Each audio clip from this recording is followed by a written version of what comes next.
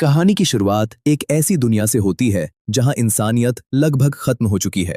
सारे ग्लेशियर पिघल चुके हैं और पूरी धरती अब एक विशाल समंदर बन चुकी है। पानी का स्तर 25,000 फीट तक बढ़ चुका है। अब इंसान छोटी छोटी तैरती बस्तियों में रहते हैं। ये लोग अपने हालात के साथ जीना सीख चुके हैं, लेकिन उनके दिल में एक उम्मीद अभी भी जिंदा है। ड्राईलैंड, एक ऐसी जगह जहां अभी भी जमीन मौजूद है। यहां हम मिलते हैं मैरिनर से, एक रहस्यमयी आदमी जो अकेला समंदर में अपनी एडवांस्ड बोट ट्रिमारान पर रहता है। वो यूरिन को रिसाइकल करके पीता है क्योंकि फ्रेश वाटर अब सबसे कीमती चीज बन चुका है। उसकी जिंदगी सर्वाइवल पर बेस्ड है।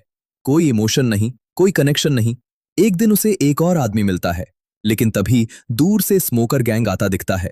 ये वो लोग हैं जो दूसरों को मारकर उनका सामान लूटते हैं। मैरिनर अपनी तेज वोट से बच निकलता है, लेकिन वो आदमी मारा जाता है।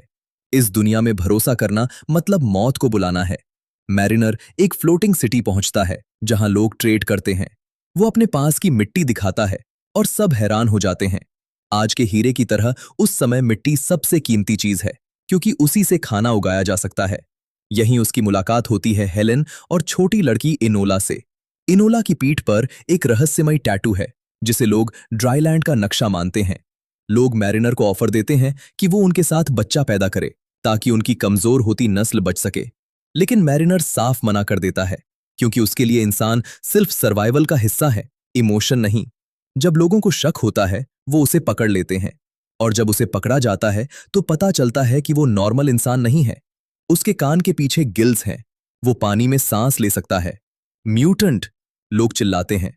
उसे पनिशमेंट के लिए एक केज में डाल दिया जाता है। लेकिन तभी स्मोकर्स कॉलोनी पर हमला कर देते हैं।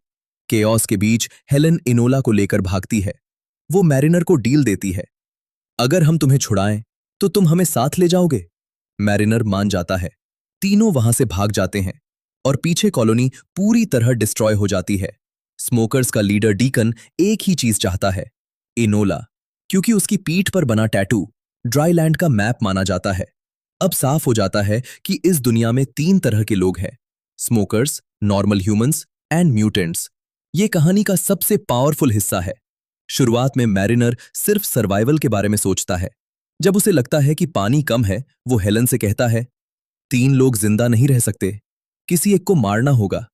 ये लाइन उसकी कोल्ड नेचर दिखाती है। उसके लिए इनोला सिर्फ एक एक्स्ट्रा बर्डन है, लेकिन हेलन इनकार कर देती है। वो सिर्फ एक बच्ची है।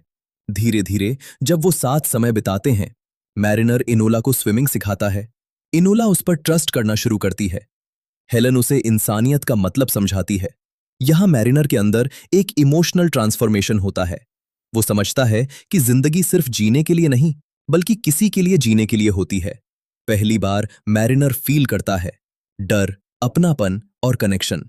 स्मोकर्स हमला करते हैं और इनोला को पकड़ लेते हैं। मैरिनर और हेलन पानी में कूदकर अपनी जान बचाते हैं। यहां मैरिनर हेलन को अपनी सांस देकर बचाता है, जो उसके बदलते दिल का सबसे बड़ा प्रूफ है। मैरिनर को एक पुराना कागज मिलता है जिसमें ड्राईलैंड का चित्र होता है, और उसे एहसास होता है कि इनोला सच में वहीं से आई है। अब उसके लिए इनोला सिर्फ एक लड़की नहीं, बल्कि उम्मीद बन जाती है। मैरिनर स्मोकर्स के जहाज में घुसता है। वो अपनी जान जोखिम में डालकर इनोला को बचाने निकल पड़ता है। पहली बार वो किसी और के लिए लड़ रहा होता है। एक मैसिव एक्सप्लोजन होता है, जहाज डूबने लगता है। स्मोकर्स खत्म हो जाते हैं, लेकिन खतरा अभी बाकी है। मैरिनर एक रिस्की स्टंट करके इनोला को बचाता है, जैसे कोई हीरो। ग्रेगरी डायरेक्शन समझता है और वो ड्राईलैंड पहुंच जाते हैं। माउंट एवरेस्ट अब वो हरा भरा है, पेड़, पक्षी, मीठा पानी। यहां इनोला के माता पिता के स्केलेटन मिलते हैं। उन्होंने टैटू बनाकर उसे बचाया था। ये सबसे इमोशनल और दिल तोड़ने वाला हिस्सा है। सबको लगता है कि अब मैरिनर यही रहेगा। हेलेन उससे प्यार करने लगती है, इनोला उसे अपना परिवार मानने लगती है। लेकिन मैरिनर अलग है। वो इस दुनिया का नहीं है, वो समंदर का इंसान है। उसके अंदर एक इंटरनल कॉन्फ्लिक्ट चलता है। एक तरफ प्यार, अपनापन, फैमिली, दूसरी तरफ उसकी असली पहचान। वो समझता है, मैं यहां रहकर खुश तो हो सकता हूं, लेकिन मैं यहां बिलोंग नहीं करता। हेलेन की आंखों में आंसू हैं। इनोला उसे रोकना चाहती है, लेकिन मैरिनर क्वाइटली एक नई बोट बनाता है। अंत में वो बिना ड्रामा के, बिना शोर के चला जाता है। बस एक हल्की सी मुस्कान और अलविदा के साथ वो अपनी असली दुनिया में लौट जाता है।